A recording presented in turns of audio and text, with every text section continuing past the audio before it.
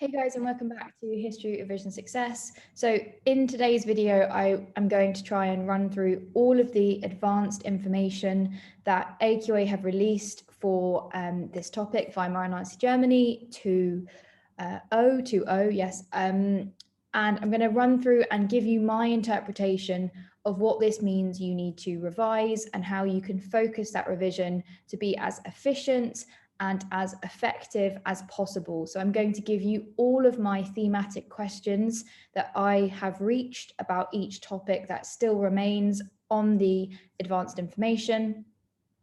And that really reflects the video and what I talked about, where I talk about how to revise for your history A-level. I'm now doing that step that I recommend in that video for you. So just very quickly, what is this advanced information? If you don't know, the exam board has released a set of bullet points where they have said your questions are only going to be taken from these topics. Now, that doesn't mean you shouldn't know everything and you should still have been taught everything, but they are specifying that questions are only going to come from the bullet points listed. So I'll run through what you should revise and what you need to know. Disclaimer, this is my interpretation of those bullet points. My opinion, I'm not promising, a magic wand as such. But yeah, this is what I would do if I was revising this. So this is what it looks like. This is the list of information. As you can see, they've just completely got rid of section 3, for example, and they have shortened some of those lists of bullet points, particularly on section 6. So yeah, let's run through it bit by bit. So in part 1, you need to know about the establishment of the Weimar Republic. So under this section, it does list for you, you need to know the impact of war and the political crises of October to November 1918, the context for the establishment of the Weimar Constitution, its terms, its strengths, its weaknesses.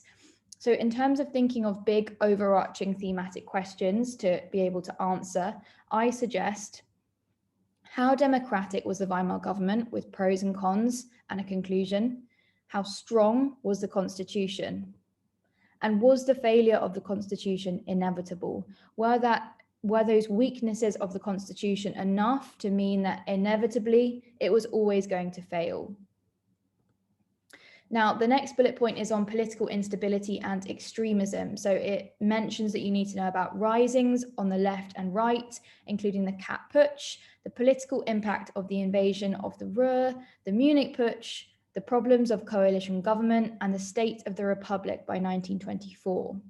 So to what extent was the Weimar Republic threatened? If you know the amount of threat of each one of those threats, and you can establish and you can evaluate and you can explain why each one of those was threatening to whatever degree. What was the greatest threat? Which one threatened the state the most and why? And that takes us to the next section, section 2, the Golden Age.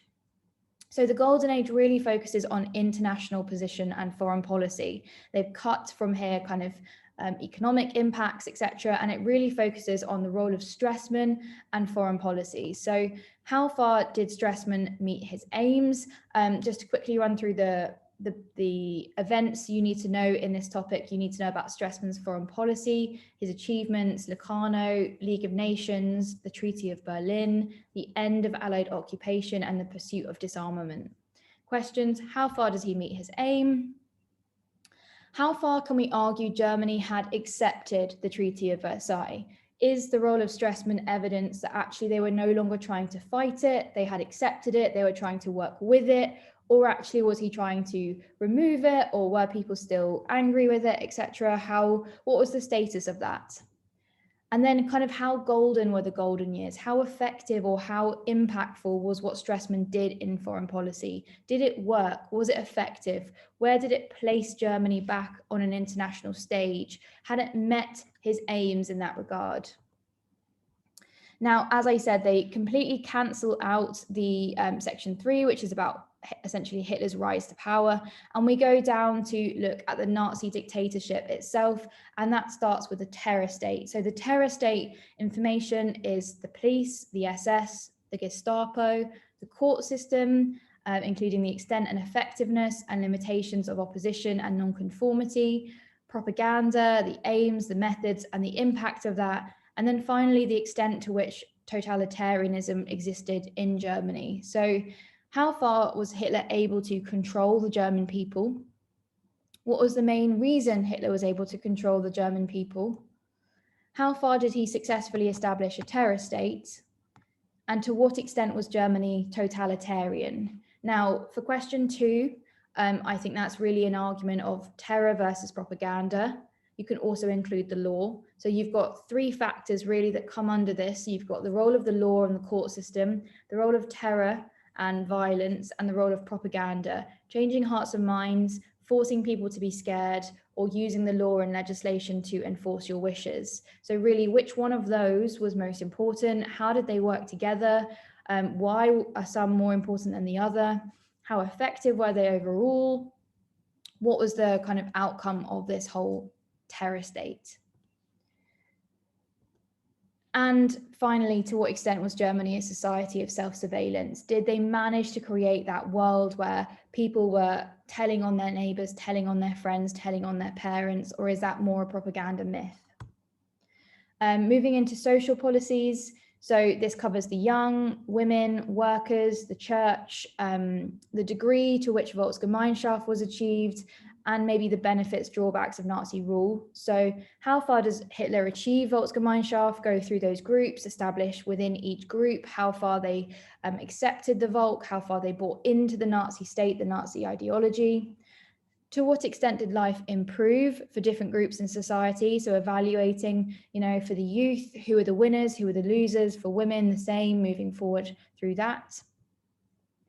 Why did people support Hitler? So how effective were these social policies? Did they lead to increased support for Hitler? And if so, why was that? Why were people willing to perhaps ignore or buy into some of the other more morally difficult elements of the Nazi regime to gain a better life? Why were people supporting him? Did they gain a better life? All these things are up for question. And finally, how far was there a social revolution? Now, again, I think that one is another really difficult question. I would consider having a look at that in a video if you wanted me to, and if you do, please do comment below. But yeah, how far did he manage to overthrow and have a revolution of society? Now, the last 2 whole sections of your Germany paper focus almost entirely on the racial state. Section 5 is the racial state anyway, although they have removed the bullet point, which normally refers to the treatment of other minority groups within Germany. They've got rid of that. Personally, I would probably still learn it anyway, because I think it ties in to Jewish policy, obviously in treatment, and many of those groups go through the same experiences, perhaps not to the same degree. Section 6, they've also removed everything else from the impact of war section, apart from the treatment and policies towards the Jews. Now, to me, that indicates that maybe a question is going to come up about this topic, as it is fulfilling quite a big chunk of your advanced information. But these are the main questions I would focus on in my revision. How far was Volksgemeinschaft about inclusion or exclusion? So that question will tie in your social policies that you've just covered with the idea of the racial state. Was Volksgemeinschaft about including people, inclusion being in, creating that team, or was it about pushing people out, justifying exclusion, justifying Hitler's racial policy, his racial state, his racial ideas? To what extent had the Nazis excluded Jews from society by 35, by 39? You've got almost, over 10 years here, from 1933 to 1945, where you could be asked about racial policy, Jewish policy, Hitler's Jewish policy. So these questions really could fall at any of those dates. And I think it's important to make sure you know in your head where your turning points are. I'm about to post a video all about turning points, so do stay tuned and watch that. I am also doing some lectures in my lecture series on these topics, so listen and wait till the end of the video where I explain that. And so maybe if you're interested, you can get some more detailed information and the answers to these questions.